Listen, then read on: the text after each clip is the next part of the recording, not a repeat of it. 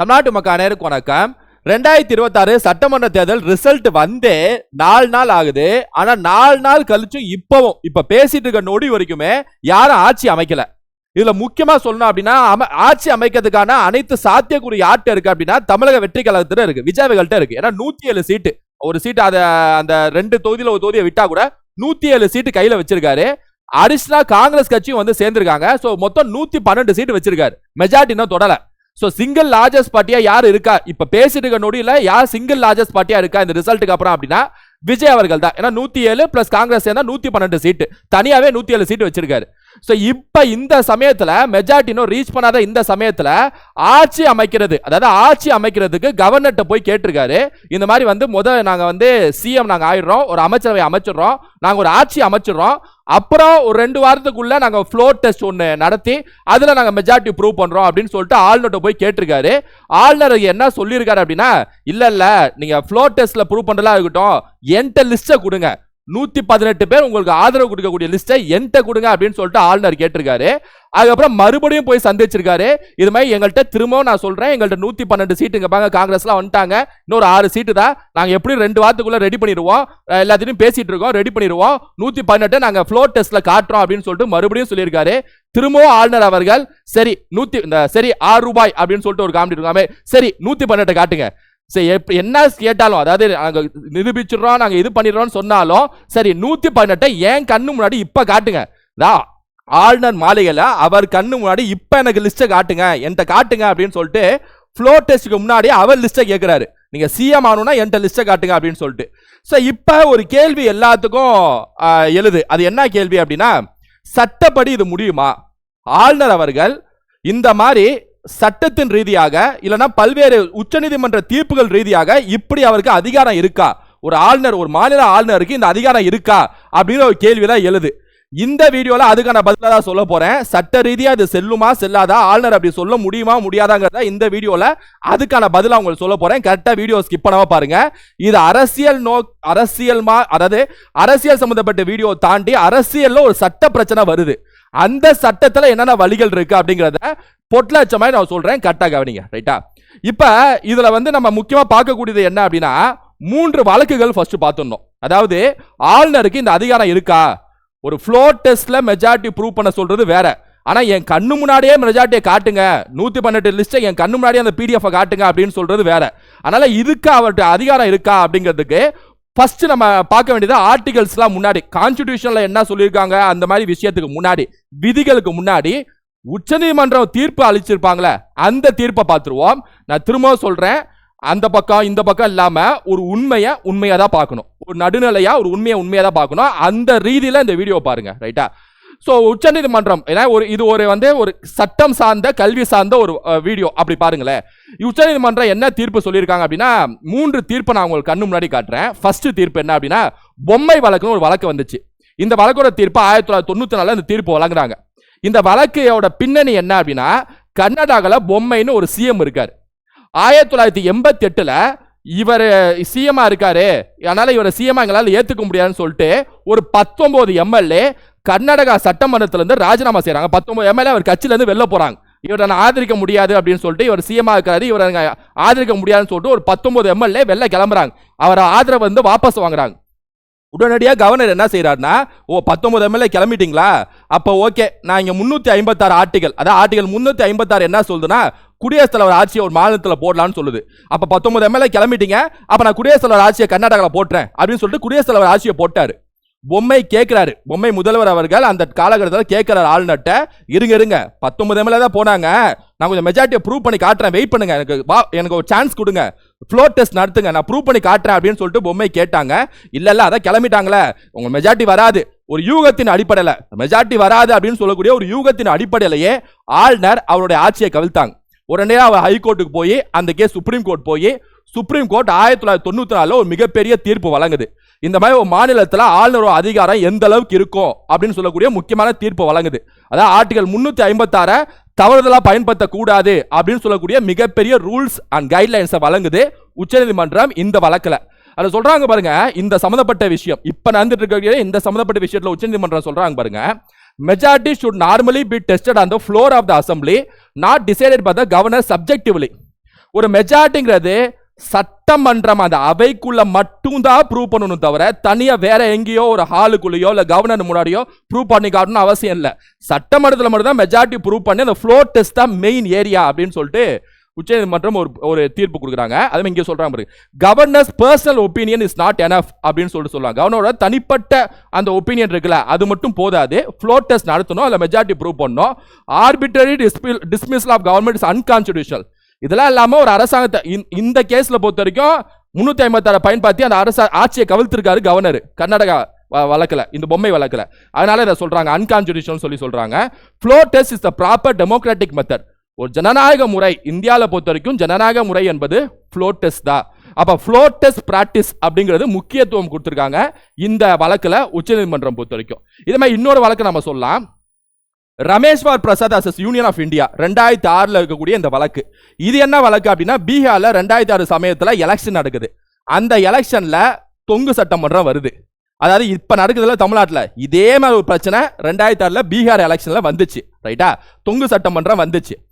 தொங்கு சட்டமன்றம் வந்த உடனேயே அங்க ஒரு குதிரை பேரம் பேச ஆரம்பிச்சாங்க. அதாவது அந்த கட்சியில கூட எம்எல்ஏ தூக்குவோம், இந்த கட்சிக்கு எம்எல்ஏ தலைமறைவா ஆக்கிடுவோம், அந்த கட்சியை ரிசார்ட்டுக்கு அனுப்பிச்சுடுவோம், இந்த எம்எல்ஏ வீட்டிலே அனுப்பிச்சுடுவோம், அதை தூக்குவோம், பணத்தை கொடுத்து தூக்குவோம் அப்படின்னு சொல்லக்கூடிய ஒரு இஷ்யூ நடக்க ஆரம்பிச்சது.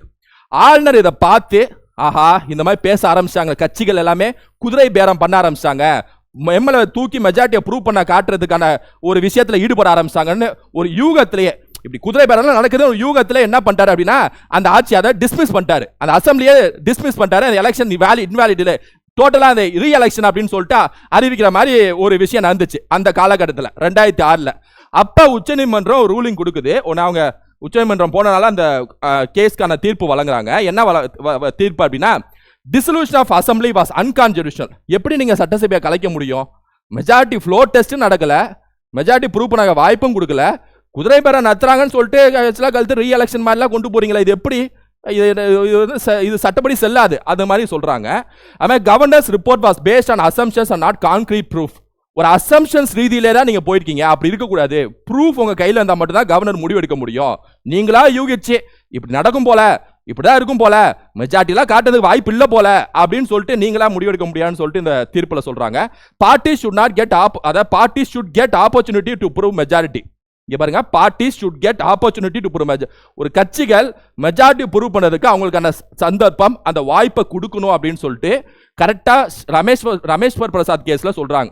அப்ப எஃபெக்ட் என்ன, இதோட எஃபெக்ட் என்ன, இதோட தீர்ப்பு அந்த சாராம்சம் என்ன அப்படின்னா, வெறும் யூகத்தின் அடிப்படையில் ஆட்சியை தடுக்க முடியாது. ஒரு யூகத்தின் அடிப்படையிலேயே இவங்களால மெஜாரிட்டி ப்ரூவ் பண்ணதுக்கு வாய்ப்பு இல்லை போல, இல்லைன்னா இவங்க குதிரை பேசுவாங்க போல, இல்லை ஏதாவது நடக்கும் போல, இந்த கட்சிகள் இப்படிதான் செயல்படுவாங்க போல அப்படின்னு ஒரு யூகத்தின் அடிப்படையில் ஆட்சியை கவுக்க கூடாது. ஃபேக்ட் என்னவோ, ஃப்ளோர் டெஸ்ட்னா ஃப்ளோர் டெஸ்ட்ல தான் மெஜாரிட்டி ப்ரூவ் பண்ண சொல்லணும், இங்கன்னா இங்க நீங்க ஆட்சி அமைக்க விடணும். இப்படிங்கிற என்ன ஃபேக்டோ, சட்டம் என்ன சொல்லுதோ அதை மட்டும் தான் செய்யணுங்கிறது ரமேஸ்வர் பிரசாத் வழக்கில் நமக்கு தெரிய வருது. அதுமாதிரி சிவராஜ் சிங் சௌஹான் மத்திய பிரதேஷ் ஸ்பீக்கர் அசம்பிளி, இது ஒரு கேஸ் 2020 நடந்த ஒரு கேஸ். இங்க சிஎம் வந்திருப்பாரு. அப்ப சில எம்எல்ஏ விலகி இருப்பாங்க, இவரை சிஎம் ஏத்துக்க முடியாதுன்னு சொல்லிட்டு பொம்மை வழக்கு மாதிரியே விலகி இருப்பாங்க.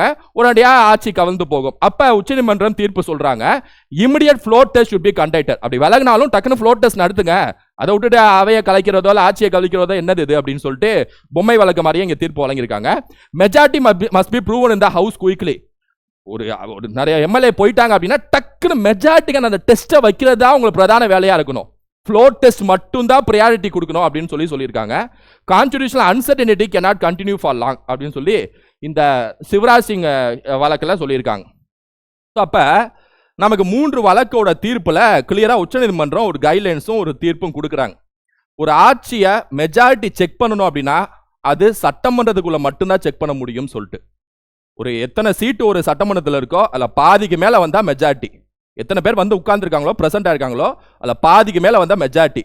இப்படிப்பட்ட ஒரு விஷயத்தை நீங்கள் செக் பண்ணணும், அதை டெஸ்ட் பண்ணணும், அதை ப்ரூவ் பண்ணதுக்கு அவங்க அந்த கட்சிக்கு வாய்ப்பு கொடுக்கணும்னா அந்த இடம்ங்கிறது சட்டமன்றமாக மட்டும்தான் இருக்க முடியும். அதுமாதிரி நாடாளுமன்றம் தான் நாடாளுமன்றம் அந்த மன்றமாக மட்டும்தான் இருக்க முடியும், அந்த இடமா மட்டும் தான் இருக்க முடியும். தவிர வேற எங்கேயோ தனியாகவோ இல்லை வேற எங்கேயோ இடத்துல நீங்கள் இங்கே கண்ணு முன்னாடி காட்டுங்க அப்படின்னு சொல்ல முடியாதுங்கிற மாதிரி ஒரு தீர்ப்பு, 3 தீர்ப்பு இந்த இஷ்யூ ரிலேட்டடாக உச்சநீதிமன்றம் வழங்கியிருக்காங்க. அது மட்டும் இல்ல, 2 ஆணையம், ஒன்னு சர்க்காரிய ஆணையமே, இன்னொன்னு பஞ்ச் ஆணையம். சர்க்காரிய ஆணையம்னா என்ன அப்படின்னா, இந்த மத்திய அரசும் மாநில அரசும் உறவுகளை மேற்கொள்வதற்கு ஏதாவது மறுசீரமைப்பு கொண்டு வரலாமா, மத்திய மாநில அரசு உறவுகளை மேம்படுறதுக்கு வேற ஏதாவது விஷயம் கொண்டு வரலாமான்னு சொல்லிட்டு இந்திரா காந்தி என்ன செய்வாங்கன்னா 1983 காலகட்டத்தில் சர்க்காரிய ஆணையம் சொல்லிட்டு ஒரு ஆணையம் அமைப்பாங்க, சென்ட்ரல் ஸ்டேட் ரிலேஷனை செக் பண்றதுக்கு. அதோட தீர்ப்பு 1987 சர்க்காரிய ஆணையம் வழங்குவாங்க. அந்த தீர்ப்பில் நிறைய சொல்லியிருப்பாங்கன்னு வச்சுக்கங்களேன், ரைட்டா. நிறைய விஷயம் சொல்லியிருப்பாங்க, இன்டர்ஸ்டேட் கவுன்சில் அமைங்க, இந்த மாதிரி நிறைய விஷயங்கள் சொல்லியிருப்பாங்க, ரைட்டா. அதில் இந்த இஷ்யூ ரிலேட்டடாக சொன்ன விஷயம் மட்டும் பாருங்க. சர்க்காரி ஆணையம் ரெக்கமெண்டேஷன்ஸில் stability and clear majority are most important. ஒரு ஆட்சி நடக்கணும்னா majority important. Governor should avoid personal political choice. அவர் தனிப்பட்ட அரசியல் நோக்கங்களை கவர்னர் வந்து தவிர்க்கணும். Majority must later be proved through floor test. ஒரு ஆட்சியை அமைச்சதுக்கு அப்புறம் மெஜாரிட்டியை வந்து ஃப்ளோர் டெஸ்ட்ல ப்ரூவ் பண்ண சொல்லுங்க. இது வந்து ஒரு ரூல்ஸ், இப்படிதான் நடக்கணுங்கிறது ஒரு ரூல்ஸ். இதை வந்து பல்வேறு தீர்ப்புகள் மற்றும் ஆணையம் சொல்லுது. புஞ்ச் ஆணையம் 2010 அதுல என்ன சொல்றாங்க பாருங்க. Floor test should be held quickly. Governor should act neutrally and transparently. Governor's discretion should be limited. Avoid prolonged uncertainty or horse trading. இதெல்லாம் நியாயமா அந்த குதிரை பேரெல்லாம் தவிர்த்துருங்க, எம்எல்ஏ போச் பண்றதெல்லாம் தவிர்த்துருங்க. கவர்னர் டிஸ்கிரிஷன்ங்கிறது லிமிட்டடா இருக்கும். கவர்னருக்கு டிஸ்கிரிஷன் பவர்ஸ், தன்னிச்சை அதிகாரமும் இருக்கு, ஆனா அது ரொம்ப லிமிட்டடா கொடுத்துருக்காங்க கான்ஸ்டிடியூஷன்ல. பிரசிடென்ட்டுக்கும் சரி கவர்னருக்கும் சரி தன்னிச்சை அதிகாரம் ஒன்று இருக்கு, ஆனா ரொம்ப லிமிட்டடா சில இடத்துல மட்டும் தான் கொடுத்துருக்காங்க. நிறைய இடத்துல வந்து அமைச்சர்கள் என்ன சொல்றாங்களோ அதுதான் பிரசிடென்ட்டும் கேட்கணும், மாநில அமைச்சர்கள் என்ன சொல்றாங்களோ அதுதான் ஆளுநர் கேட்கணும். அது இப்படிதான் எழுதியிருக்காங்க கான்ஸ்டிடியூஷனை பொறுத்த வரைக்கும். ஸோ இந்த 2 ஆணையம்கான அந்த ரெக்கமெண்டேஷன்ஸ் இதுதான். ஸோ அதுவும் வந்து இந்த மாதிரி தான் சொல்லுது. அதுமாதிரி கான்ஸ்டிடியூஷன்ல ஏதாவது ஆர்டிகல்ஸ் வந்து இந்த இஷ்யூ சம்பந்தப்பட்ட விஷயத்துல பேசுதா அப்படின்னு கேட்டா இருக்கு. ஆர்டிகல் 163 என்ன சொல்லுது அப்படின்னா, ஆளுநர் அவர்கள் அமைச்சர்கள் சொல்வதை கேட்க வேண்டும் அப்படின்னு சொல்லிட்டு இருக்கு. அதோட சப்டிவிஷனா இன்னொன்னு புரிஞ்சுக்கலாம். Basis for governor's discretionary role in hung assembly. ஒரு தொங்கு சட்டமன்றம் நடக்குது அப்படின்னா அந்த சமயத்துல கவர்னருக்கு ஒரு தன்னிச்சை அதிகாரம் இருக்கு. அதை பயன்படுத்தி தான் இப்ப பண்றாரா என்னமா நம்ம வச்சுக்கலாம். ஆனா தன்னிச்சை அதிகாரம் இருக்கு, ஆனா அது இந்த அளவுக்கு இருக்கக்கூடாது. தன்னிச்சை அதிகாரங்கிறது வந்து யார்ப்பா மெஜாரிட்டி அப்படின்னு அவங்கள அந்த ஃப்ளோரை அரேஞ்ச் பண்றது, ஏன்னா அதுல மெஜாரிட்டி யாருன்னு சொல்லி கேட்கறது, லீடர்ல யார் உங்களை சிஎம் ஆகுறீங்க அந்த மாதிரி விஷயம் இருக்குல்ல, அதுலதான் டிஸ்கிரிஷன் பவர்ஸ் இருக்கு. ஆனா இந்த விஷயத்துல பெருசா இல்ல அப்படிங்கிறது ஆர்டிகல் 163 சொல்லுது. 164 என்ன சொல்லுது அப்படின்னா, ஆளுநர் முதலமைச்சரை நியமிக்கணும். அப்பாயின்ட் செய்யறாங்களா, இப்ப சிஎம் அப்பாயின்மெண்ட் பண்ண போறாங்களா, இது கொடுத்தாங்கன்னா கிரீன் சிக்னல் கொடுத்தாங்கன்னா அப்பாயின்மெண்ட் ஆயிடுவார் சிஎம் விஜய் அவர்கள். அப்படி அப்பாயின்மெண்ட் ஆனார் அப்படின்னா அப்பாயின்மெண்ட் பண்றது, அவர் சொல்லி அமைச்சர்கள் அப்பாயின்மெண்ட் பண்றது, இந்த மாதிரி ஒரு அமைச்சரவை அப்பாயின்மெண்ட் செய்யறாருல, நியமனம் செய்யறாருல, அந்த நியமனம் செய்யக்கூடிய ஆர்டிகல் வந்து 164 ஆளுநர் அவர்களுக்கு கொடுத்திருக்காங்க. 174 வந்து use to summon assembly for floor test. இந்த ஃப்ளோர் டெஸ்ட் நடக்கிறதுக்கு அசம்பிளி ஒன்று கூடக்கூடிய ஆர்டிகல் ஒன்று இருக்கு, அது 174. கரெக்டாக ஞாபகம் வச்சுங்க. 174, 164, 163. 175 வந்து governor can communicate with assembly. அமைச்சர் அந்த சட்டமன்றம் கூட கம்யூனிகேஷன் பண்ணக்கூடிய ஒரு ஆர்டிகல் வந்து 175. ஸோ இதெல்லாம் வந்து அப்படியே ஞாபகம் வச்சுங்க இந்த ஆர்டிகல்ஸ்லாம்.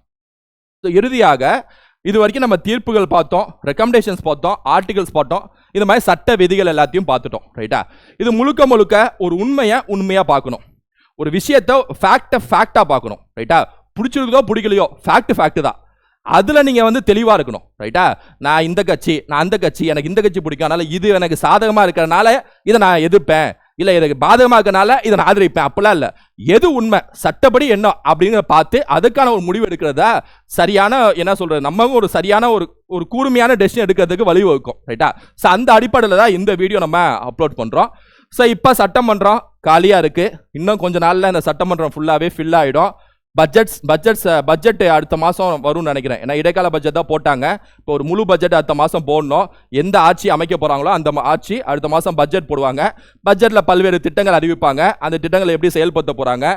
இப்போ தாவேக்கு ஆட்சி வந்துச்சுன்னா அடுத்த கட்ட நடவடிக்கைகள் என்னென்ன இருக்கும், என்னென்ன திட்டங்கள்லாம் செயல்படுத்த போறாங்கன்னு சொல்லிட்டு நம்ம பொறுத்து வந்து பார்ப்போம், ரைட்டா. ஃபர்ஸ்ட் அவங்க ஆட்சி அமைக்கணும், அதுக்காக அந்த விஷயம்லாம் எல்லாமே சிங்கிள் லார்ஜஸ்டா இருக்கு. இருந்தாலும் வந்து அவங்க போய் கேட்டு தான் இருக்காங்க. ஆளுக்கு ஒரு ஆளை ஒரு கட்சிக்கு அனுப்பிச்சு விடுறாங்க. ஒருத்தர் வந்து விசிகா கட்சிக்கு போறாரு, இன்னொருத்தர் வந்து முஸ்லீம் லீக் கட்சிக்கு போறாங்க, இன்னொருத்தர் வந்து கம்யூனிஸ்ட் கட்சிக்கு அனுப்பிச்சு விடுறாங்க. 118 வரதுக்கு அங்கங்க போய் கேட்டுட்டு இருக்காங்க. அப்படி வந்தாலும் 118, 119 நிக்கிறதும் பெரிய ஆபத்து தான், எப்போ வேணா ஆட்சி கவலும். ஸோ இப்போ என்ன சொல்ல ஆரம்பிக்கிறாங்கன்னா, மறுதேர்தல் வருமானு சொல்லி கேட்க ஆரம்பிக்கிறாங்க. மறுதேர்தல் வருமா, குடியரசுத் தலைவர் தேர்தல் ஆட்சி வருமா, குடியரசுத் தலைவர் ஆட்சி வருமா, என்ன நடக்கும் தெரியலையே, ரீஎலெக்ஷன் வச்சிருவாங்களோ, மெஜாரிட்டி இல்லையே, யாரும் சப்போர்ட்டும் கொடுக்க மாட்டேங்கிறாங்களா அப்படின்னு ஒரு விஷயம் நடக்குது. இந்த மாதிரி 118-19 நின்று இருந்தா அதுவும் ஆபத்து தான். ஒன்னு தாவேக்கா அதிமுக கூடயே கூட்டணி வைக்கணும். ஆனா அதுக்கு அதிமுக எந்த அளவுக்கு முன் வருவாங்கன்னு சொல்லிட்டு தெரியல. சோ இந்த மாதிரி விஷயத்துல நம்ம எல்லாமே பொறுத்து தான் பார்க்கணும். இன்னும் ஆட்சி அமையல, இன்னும் தமிழ்நாட்டில் இன்ன வரைக்கும் யார் ஆட்சி அமையல, தேர்தல் முடிஞ்சு இன்னமும் அப்படியே தான் இருக்கு தமிழ்நாடு. அதனால யார் ஆட்சி அமைக்க போறாங்க, என்ன நடக்க போகுதுங்கிறத நம்ம பொறுத்து வந்து பார்ப்போம். உங்க ஃப்ரெண்ட்ஸ் ஷேர் பண்ணுங்க. Thank you students.